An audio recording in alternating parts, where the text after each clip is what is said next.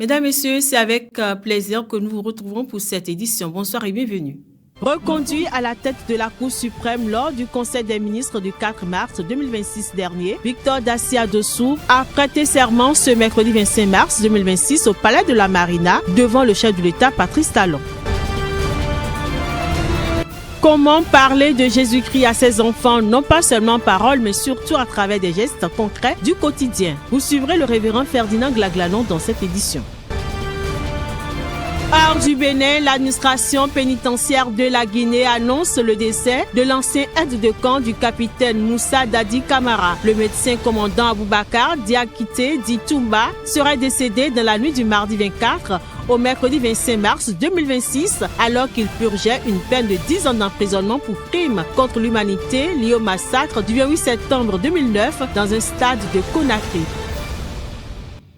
À nouveau, bonsoir. Il annonçait déjà le dimanche 22 mars 2026 dernier à ses partisans devoir désormais servir de nouveaux défis et desseins pour le bien du Bénin. Guy Mitokpe, l'ex-secrétaire à la communication du parti Les Démocrates, esquisse désormais une direction et affirme une nouvelle posture lors d'une déclaration politique d'adhésion dans l'après-midi de ce mercredi 25 mars 2026.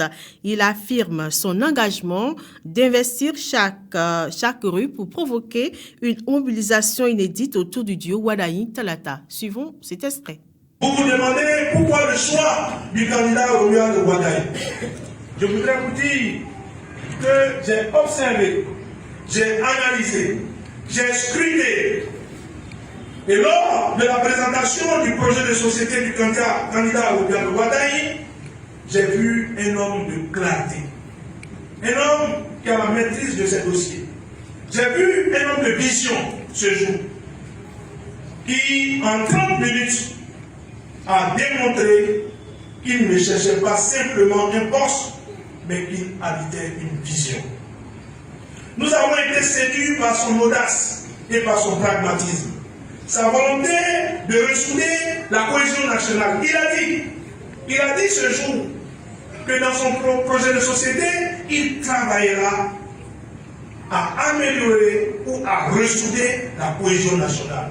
Et vous savez, plus que toute autre personne, que nous avons besoin que la cohésion nationale puisse être ressoudée.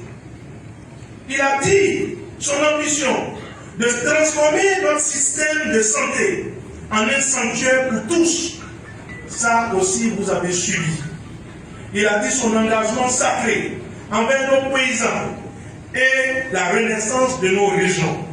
Sa promesse de redonner de la dignité à nos artistes, gardiens de notre âme. Et surtout, sa détermination à restaurer les ponts diplomatiques avec nos pays et briser les chaînes de l'extrême pauvreté. Mes chers compatriotes, l'heure n'est plus au long discours, dans les salles climatisées et feutrées. Le chronogramme est notre juge. Dès cet instant, nous prenons l'engagement solennel d'investir chaque rue, chaque ville, chaque hameau de nos départements. Nous avons transformé cette campagne en une déferlante citoyenne pour provoquer le dimanche 12 avril 2026 une mobilisation historique. Direction le palais de la Marina à présent avec toute sa solennité. Victor Dassia Dossou, président de la Cour suprême, a prêté serment ce mercredi au palais de la Marina à la suite du renouvellement de son mandat à la tête de l'institution. C'était en présence du chef de l'État Patrice Talon et des présidents d'institutions. Un moment fort qui consacre l'engagement au service du droit et de la justice. C'est un extrait que nous vous proposons à suivre. Je jure de bien et fidèlement remplir ma mission, de l'exercer en toute impartialité, dans le respect de la Constitution et des lois de la République, de garder le secret des délibérations et des votes, de ne prendre aucune position publique, de ne donner aucune consultation à titre privé sur les affaires pendantes devant la Cour et de me conduire en tout comme un digne et loyal magistrat. Monsieur le Président, je prends acte de votre serment et vous renvoie à vos fonctions. Toutes mes félicitations.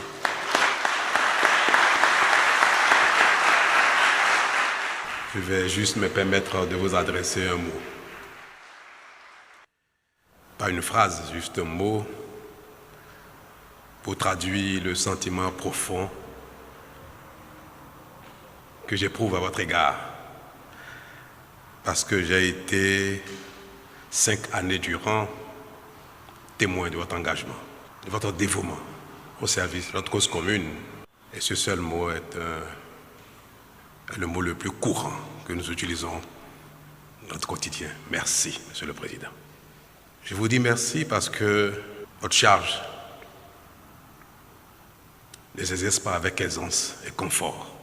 Et j'ai noté et constaté, au-delà de la confiance que je vous ai exprimée en vous nommant il y a 5 ans, j'ai noté bien au-delà vos capacités d'abnégation, d'effort, de renoncement. Et au nom du peuple béninois, le seul mot qui peut traduire notre reconnaissance, c'est bien celui-là. Merci.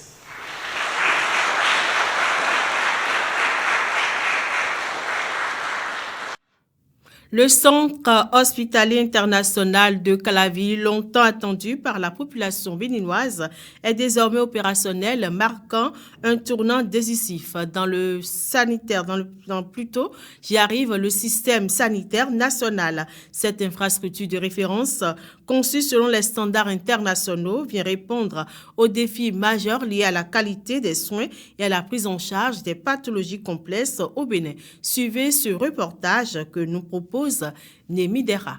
Érigé au cœur de la commune d'Abomey-Calavi, cet hôpital ultramoderne dispose d'une capacité de plus de 430 lits et s'articule autour de plusieurs pôles spécialisés allant des urgences à la réanimation en passant par l'oncologie, la cardiologie, la neurochirurgie et bien d'autres disciplines médicales de pointe. Le CHIC, le Centre hospitalier international de Calavi, est un hôpital de recours, donc au sommet de la pyramide sanitaire béninoise.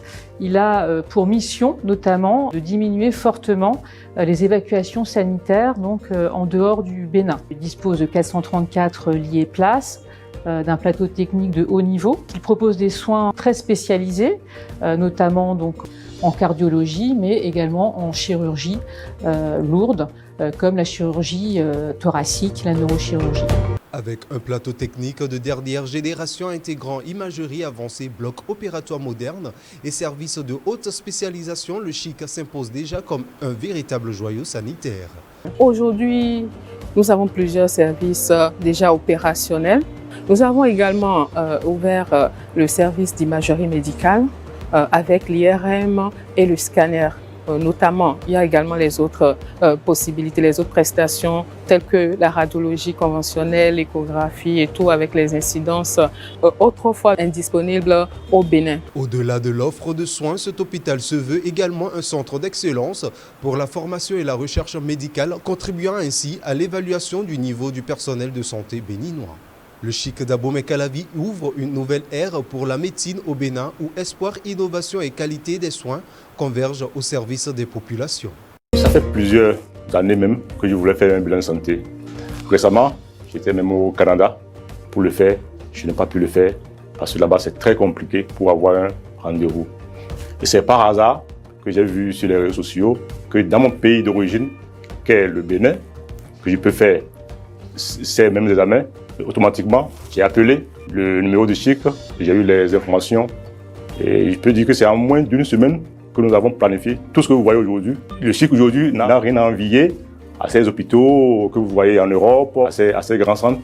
Et nous remercions vraiment le gouvernement de notre pays pour avoir eu cette idée, pour avoir donné cette occasion aux Béninois de se faire soigner dans leur pays. Désormais fonctionnel, il incarne la vision des autorités de doter le pays d'un système de santé performant, accessible et compétitif à l'échelle sous-régionale. Comment parler de Jésus-Christ à ses enfants, non pas seulement en parole, mais surtout à travers des gestes concrets au quotidien? Une question essentielle pour de nombreux parents chrétiens soucieux de transmettre une foi vivante et authentique. Nous avons interrogé le révérend Ferdinand Glaglanon à propos. Il nous éclaire sur les moyens simples et pratiques de présenter Christ à nos enfants à la maison comme dans la vie de tous les jours. Vous vivez une vie libérée du péché. Vous expérimentez des exaucements de la guérison, des œuvres de Dieu. Vous pratiquez votre vie chrétienne. Vous imposerez les mains aux malades et les malades seront guéris. Voici les miracles qui accompagneront ceux qui auront cru. Les enfants voient que papa ne ment pas. Papa ne frappe pas maman. Papa a un langage d'humilité. Il s'excuse, il demande pardon s'il a mal parlé. Et on voit en lui, il pardonne, il comprend, il prie pour ses enfants, il vit la vie pratique. Ces enfants vont choisir le chemin de papa. Mais s'ils voient que la Bible dit autre chose, papa dit autre chose, ils n'ont pas d'exemple, ils n'ont pas de modèle. Papa ne médite pas la parole de Dieu. Les enfants ils ne voient rien. Papa ne prie pas, les enfants ne voient rien. Donc, ils n'ont pas de modèle à suivre. Donc, montrer Christ à l'enfant, c'est de vivre de façon pratique la vie chrétienne, dans l'obéissance à la parole de Dieu. Et même l'enfant pourra demander un jour à ses parents, comment vous priez?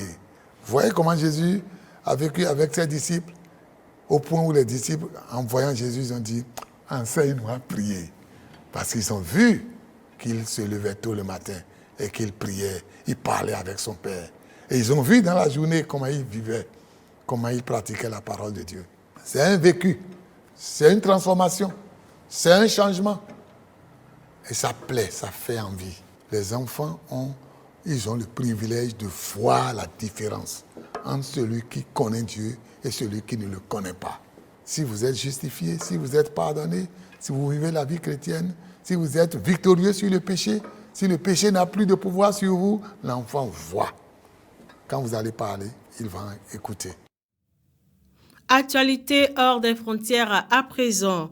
En Guinée, la mort d'Aboubacar Diakité Ditumba S, aide de camp de Moussa Dadi Camara, condamné à 10 ans de prison. Au Moyen-Orient, Donald Trump affirme que l'Iran veut un nouvel accord et puis le Royaume-Uni autorise l'interception des eaux de navires de la flotte fantôme. L'actualité en bref, c'est avec Némi Dera.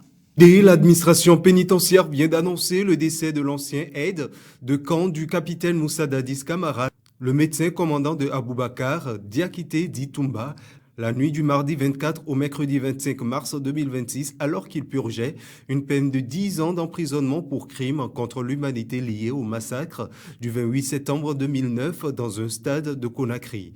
Un rapport daté du 4 mars dernier, établi par des spécialistes de l'hôpital national, Ignace Dine, en présence de son avocat, avait déjà révélé plusieurs pathologies, toujours selon le communiqué officiel qui précise que malgré les soins administrés par une équipe qualifiée, l'évolution clinique a été jugée défavorable. Selon les médecins traitants, le décès est consécutif à une hernie de la ligne blanche étranglée compliquée d'une péritonite aiguë généralisée. Sa famille, qui ne l'a pas vu depuis son hospitalisation, avait exigé une preuve de vie aujourd'hui dans un communiqué. Donald Trump a assuré que l'Iran, malgré ses désignations, participe bien à des pourparlers et veut un accord pour mettre fin à la guerre. Au 27e jour du conflit, Téhéran poursuit pourtant ses attaques de missiles et de drones sur Israël et les Émirats arabes unis. Aucune information n'est disponible ou sur les dirigeants iraniens en charge des négociations évoquées par Washington. Le chef de la diplomatie iranienne, Abbas Arghachi, a maintenu que l'Iran n'a pas l'intention de négocier et compte continuer à résister. Une proposition américaine pour faire taire les armes qui, selon des médias américains et israéliens, contient 15 points, a été transmise à l'Iran par Islamabad en bons termes avec les deux pays, selon deux hauts responsables pakistanais. L'armée britannique pourra désormais arraisonner et saisir des navires sous sanctions appartenant à la flotte fantôme russe s'ils pénètrent dans les eaux territoriales du Royaume-Uni. C'est ce qu'a annoncé Downing Street ce mercredi 25 mars dans un communiqué. Une annonce qui intervient dans un contexte tendu par la guerre au Moyen-Orient et la décision du président américain de lever provisoirement les sanctions contre le pétrole de Moscou. Londres a sanctionné 544 navires soupçonnés d'appartenir à cette flotte fantôme russe composée principalement de pétroliers vieillissants et qui permet à Moscou de contourner les sanctions occidentales depuis le début de la guerre en Ukraine en 2022.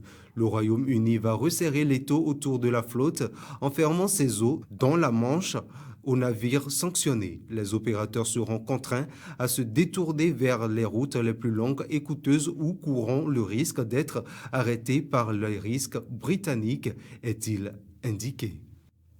Mesdames, Messieurs, c'est tout pour cette édition. Merci pour votre attention. On vous retrouve demain à la même heure. Plaise au Seigneur.